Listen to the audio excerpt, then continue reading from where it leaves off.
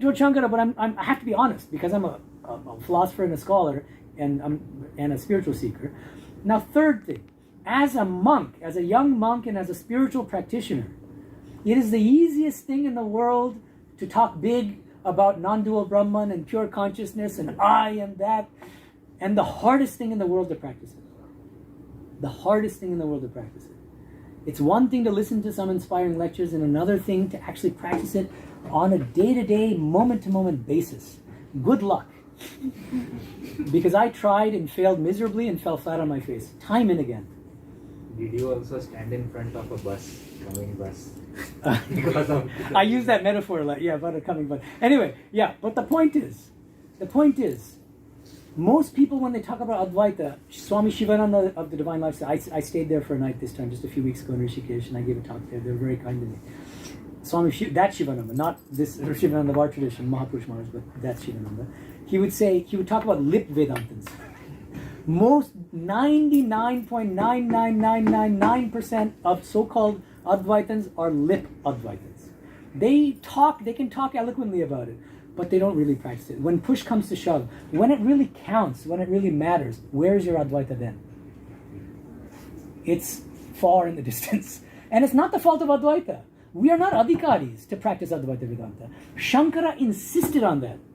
If you just study it, please, the one thing that most people don't do when they talk about Shankara is read his commentaries. They do 100 other things, and they watch YouTube all day, but they don't read Shankara.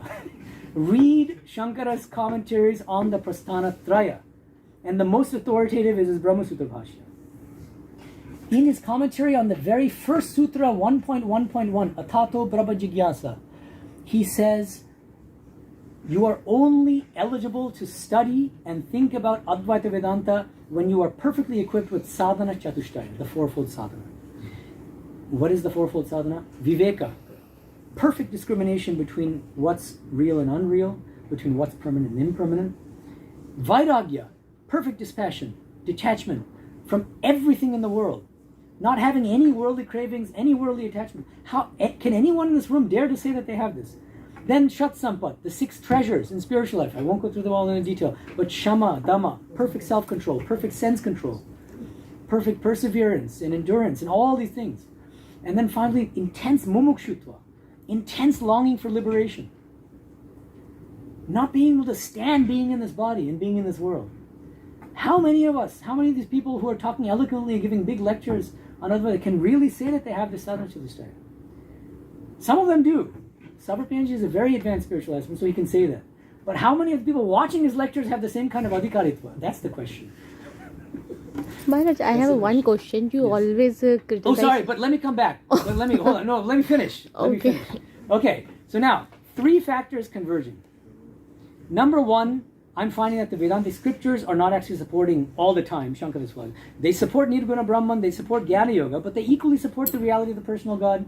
And you'll find that the Upanishads and Bhagavad Gita nowhere say that this world of names and forms is a dream or an illusion.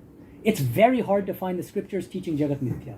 What you find instead is Sarvam Kalvidam Brahma. Everything is Brahman. All these names and forms. Brahma Ivedam Amritam Purastad, Brahma Paschat, Brahma. Brahman is above me, Brahman is below me, Brahman is to my left, Brahman is to my right. Exactly like Sri Ramakrishna's Vijnana experience.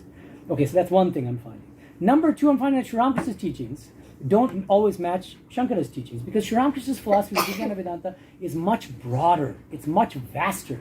It's a kind of superset of all the different traditional schools of Vedanta.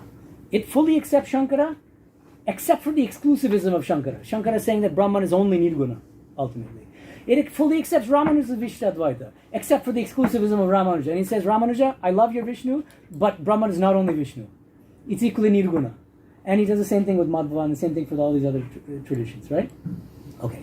And so that's the second thing. Sri Ramakrishna's teachings are just much vaster than just Shankara's philosophical framework.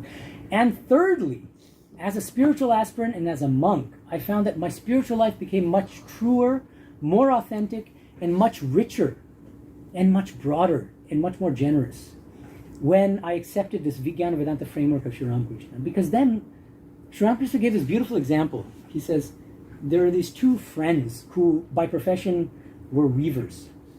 So they would carry around these balls of yarn with them. So one of these weaver friends visited her friend. And she sees this beautiful ball of yarn. that her friend owns, and she starts to covet it. So she thinks to herself, I want to steal this ball of yarn. How do I do it? How do I pull this off? So she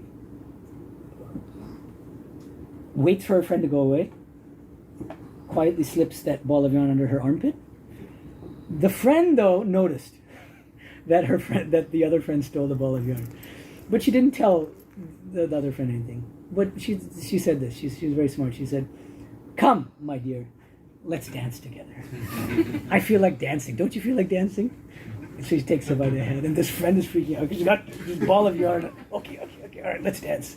And so the other friend is joyfully dancing with both hands, with both arms raised.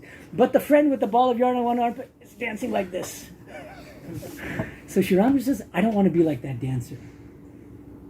Dancing like this and, dance with both arms raised. What does that mean? It means, why should you fear this world? Why should you think that you can only experience the divine and experience truth with your eyes closed when you go within and you realize the non-dual self? Why can't you see God with eyes open? And why can't you commune with the divine in many different ways? He says, if I have a flute, instead of playing just one note on the flute, Soham, I am Brahman, I am pure consciousness, I want to play ragas and raginis on that same flute. Using all four of the yogas.